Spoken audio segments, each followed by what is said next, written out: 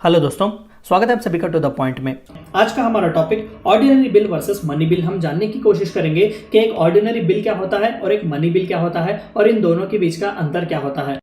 सबसे पहले आइए जानते हैं कि एक ऑर्डिनरी बिल क्या होती है। देखिए, बिल जो है वो दरअसल लेजिस्लेशंस होते हैं जो पार्लियामेंट में इंट्रोड्यूस किए जाते हैं और पार्लियामेंट में अप्रूवल के बाद पार्लियामेंट में जो एमपीस अप्रूव करते हैं बोथ हाउसेस लोकसभा और राज्यसभा के बाद वो प्रेसिडेंट को भेजे जाते हैं उनके असेंट के लिए, उनके सिग्नेचर के लिए। और एक बार प्रेसिडेंट ऑफ इंडिया उनका असेंट देते हैं तो वो बिल बिकम्स एन एक्ट। तो आइए जानते हैं कि ऑर्डिनरी बिल क्या है। It can be introduced either in Lok Sabha और राज्यसभा, दोनों में कहीं पर भी इस्तेमाल किया जा सकता है, कहीं पर भी इंट्रोड्यूस किया जा सकता है, भले ही वो लोकसभा हो या फिर राज्यसभा। ये देखिए, ऑर्डिनरी बिल जो है वो एक लेजिस्लेशन है। आप लोकसभा में भी इंट्रोड्यूस कर सकते हैं या फिर राज्यसभा में भी इंट्रोड्यूस कर सकते हैं। It can be introduced either by minister और बाय प्राइवेट मेंबर। पार्लियामेंट होता ही है लॉस लेजिस्लेट करने के लिए, मिनिस्टर इंट्रोड्यूस करे या फिर प्राइवेट मेंबर, यानी कि जो अपोजिशन का हिस्सा है या फिर जो सरकार का हिस्सा नहीं है वो प्राइवेट मेंबर कहलाते हैं। तो मिनिस्टर हो या फिर प्राइवेट मेंबर कोई भी इंट्रोड्यूस कर सकता है लोकसभा में या फिर राज्यसभा में।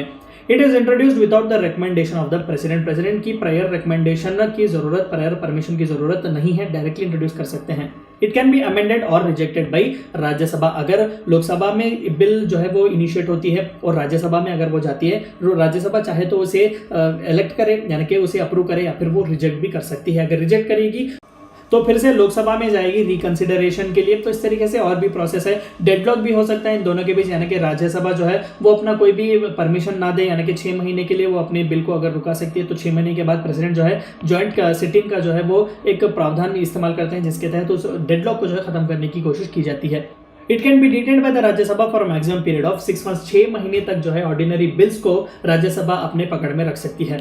Its defeat in Lok Sabha may lead to resignation of the government if it is introduced by a minister। Private member नहीं, अगर कोई सरकारी मिनिस्टर किसी भी ऑर्डिनरी बिल को जो है वो इंट्रोड्यूस करते हैं, अगर वो बिल फेल हो जाती है, डिफीट होती है लोकसभा में, तो चाहिए कि गवर्नमेंट रिजाइन करे, काउंसिल ऑफ मिनिस्टर पूरी जो है वो रिजाइन करती है।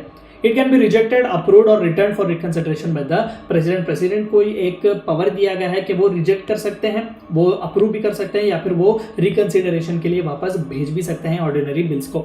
A joint sitting of both the houses can be summoned by the president to resolve the deadlock। अभी जैसा कि हमने कहा कि राज्यसभा अगर 6 महीने के लिए अपना कोई भी रिजल्ट नहीं देता रिकंसिडरेशन के लिए, लोकसभा के पास बिल वापस नहीं भेजता, तो 6 महीने के बाद प्रेसिडेंट ऑफ इंडिया जो है ज्वाइंट सिटिंग के लिए समन कर सकते हैं, बुला सकते हैं डेडलॉक को जो है वो खुला करने के लिए। It does not require the certification of speaker when transmitted to Rajya Sabha if it has originated in the Lok Sabha।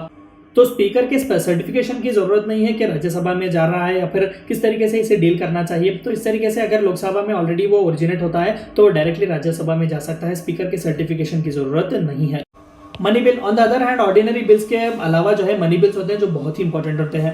It can be introduced only in Lok Sabha and not in Rajya Sabha, जो कि मनी से related है, exchequer से related है, पैसा involve है, तो popular bill बहुत ही जरूरत है।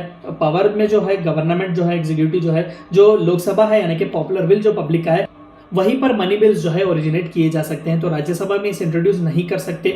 It can be introduced only by a minister, unlike ordinary bill जो प्राइवेट मेंबर भी इनिशिएट कर सकते हैं, यहाँ पर सिर्फ मिनिस्टर ही ला सकते हैं money bill. It can be introduced only on the recommendations of the president. Prior permission, prior recommendation बहुत ही जरूरत है प्रेसिडेंट ऑफ इंडिया का, लेकिन ऑर्डिनरी बिल्स में जरूरत नहीं है।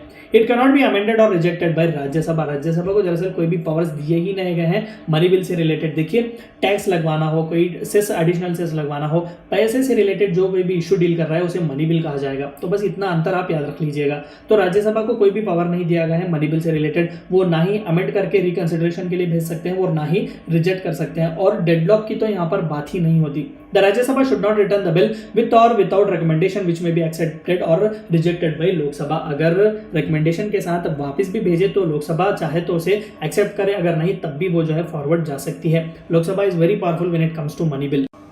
It can detain by Rajya Sabha for maximum period of 14 days only. Ordinary bills में हमने देखा कि 6 महीने तक, और 6 महीने के बाद डेडलॉक की भी वहां पर एक प्रावधान है ज्वाइंट सिटिंग का, लेकिन यहाँ पर कोई ज्वाइंट सिटिंग नहीं, कोई डेडलॉक नहीं। 14 दिन तक जो है राज्यसभा को डिस्कस करने का टाइम दिया गया है मनी बिल का, और बाद इसके ऑटोमेटिकली लोकसभा इसे पास कर सकती है।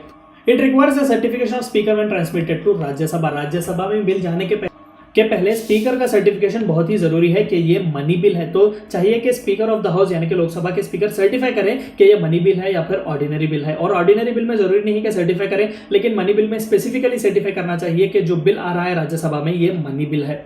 No provision for joint sitting of both the houses in this regard. Joint sitting का कोई भी प्रावधान नहीं है, बस 14 दिन के लिए राज्यसभा डिटेन कर सकती है इस मनी बिल को।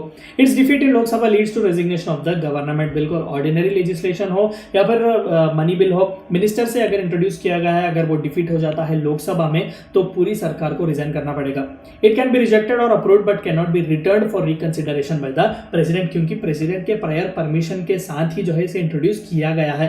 वो रिजेक्ट को तो कर सकते हैं, यानी कि सस्पेंसिव वीटो उन्हें दिया गया है, या फिर वो अप्रूव कर सकते हैं डायरेक्टली, लेकिन वो रिटर्न नहीं कर सकते रिकंसिडरेशन के लिए। तो ये थी चंद बातें आपको जाननी थी, the difference between ordinary bills and money bills. Thank you for watching my video.